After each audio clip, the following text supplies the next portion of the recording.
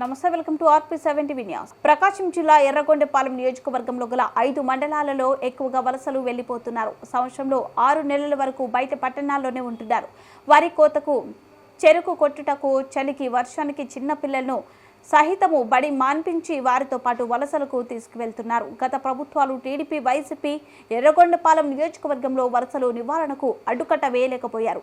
అయితే అజిత్ రావు రాకతో నియోజకవర్గ ప్రజలు ఆశలు పెట్టుకుని ఉన్నారు. వలసల నివారణకు మా వంతు కృషి నేను చేస్తానని నియోజకవర్గ ప్రజలకు హామీ ఇచ్చారు. స్థానిక ప్రజలు, కార్యకర్తలు, నియోజకవర్గ ప్రజలందరూ భూదాల అజిత్ రావు ఇచ్చిన మాటకు కట్టుబడి ఉంటారని హర్షం వ్యక్తం చేస్తున్నారు. ఈ నియోజకవర్గం ప్రాంతంలో ఓన్లీ నీటి సమస్య కాదు, ఎక్కువ వలసలు వెళ్ళే సమస్య ఎక్కువ ఉంది. ఆ వలసలు వెళ్ళిపోకుండా దానికి ఏమైనా ప్రత్యామ్నాయం ఏమన్నా ఫ్యాక్టరీలు కానీ ఏమన్నా మీరు ఏమన్నా భరోసా ఏమన్నా ఇవ్వాలి? నియోజకవర్గం ఎర్రగొండపాలెం నియోజకవర్గం మొత్తంలో ఆ సమస్య ఎక్కువ. వలసలకు వెళ్ళిపోయే సమస్య, దానివల్ల పిల్లల చదువులు కానీ, పెద్దవాళ్ళ ఆరోగ్యాలు కానీ, కుటుంబాలు కానీ నాశనం అవుతాయి.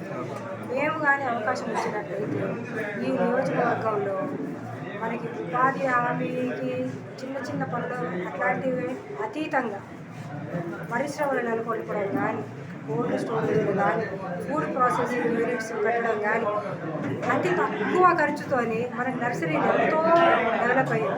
అలాంటి చిన్న మనకి అవకాశం ఇచ్చినా కానీ వాళ్ళు అక్కడే స్థానికంగా ఉండి వాళ్ళు డెవలప్ అవ్వడానికి ఒక అవకాశం ఇచ్చినటువంటి దానికోసం వాళ్ళకి ఆర్థికంగా సహాయం చేసి వాళ్ళు ఇండివిజువల్గా వ్యక్తిగతంగా ఏమన్నా బిజినెస్ పెట్టుకోవడానికి కానీ, మహిళలు కానీ వాళ్ళకి చేయించుకోవడానికి మన కాంగ్రెస్ పార్టీ ఆల్రెడీ మేనిఫెస్టోలో వాళ్ళకి ఆర్థిక సహాయం ఇవ్వడానికి మహిళలకు కానీ, రైతులకు కానీ ఎంతో పథకాలు తీసుకురావడానికి ట్రై చేసింది.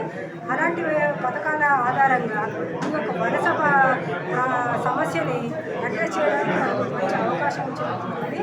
అలాగే ఈ ప్రాంతంలో ఎంతోమంది పట్టభద్రులు అయ్యి ఉండి వాళ్ళకి అవకాశం ఉండి, తెలివి ఉండి వాళ్ళకి ఎన్నో ఐడియాలు తీసుకొని వస్తారు. కేవలం ఆర్థికమైన మద్దతు లేకనే వాళ్ళు నిర్వీర్యమైపోయిన సమస్యలు ఎన్నో ఉన్నాయి. గత ప్రభుత్వాలు ఈ యొక్క వలస నివారణ అనేది అసలు చేయలేకపోయాయి. నెలలో 9 నెలల వరకు వలసల వారు బయటనే ఉంటారు. మినిమంలో 6 నెలలు వాళ్ళు బయట ఉన్న సందర్భాలు నాకు తెలుసు.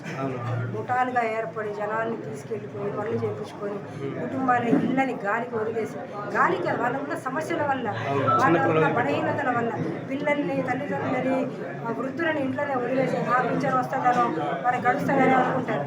అది ఏ మూలకి సరిపోదు. ఈ టైంకి వచ్చిన సందర్భాలు కూడా లేవు. నేను ఈ ప్రముఖంగా వాళ్ళకి చెప్తా ఉన్నాను, ఐడియాలు ఉండి ఈ విధంగా బిజినెస్ పెట్టుకోవడానికి కానీ, ఈ విధంగా మేము ఒక ఆర్థిక సహాయం ఇస్తే మేము నిలదొక్కుకోగలము, మాకు ఆ యుక్తి ఉన్నది, శక్తి ఉన్నది, మాకు వృత్తిపరంగమైన కేపబిలిటీ ఉన్నదని చాలామంది యువకులు మా దగ్గరికి వచ్చి సంప్రదించారు. వాళ్ళందరికీ మీ అందరి ద్వారా నేను ఒకటే మాట చెప్పదలుచుకున్నాను. కాంగ్రెస్ పార్టీకి ఒక అవకాశం ఏంటి, ఆర్థికంగా మేము బలోపేతం చేసి ఈ వలసల నివారణకి మనం స్థానికంగానే ఎన్నో ఉపాధి అవకాశాలని ఏర్పరచుకుందాము, దానికి కృషి చేద్దాము. ఈ యొక్క వలసలని సెకండ్ పాయింట్ అది నీటి పారుదలది, నీటికి ఉన్న ఎక్కడి, తర్వాత ఈ వలసలకి ఉపాధికి ఉన్న ఈ 2 సమస్యలు తీర్చగలిగితే ఇది సగం అభివృద్ధి చెందినట్టు. దానికి మీ అందరికీ కాంగ్రెస్ తరపున నేను ఒక రిక్వెస్ట్ చేస్తాము, ఈ సమస్యలతో రాండి, మిమ్మల్ని బలోపేతం చేస్తాము, సంఘటితమై పని చేసుకొని ఈ యొక్క ప్రాంతాన్ని అభివృద్ధి చేసుకుందామని చెప్తాను.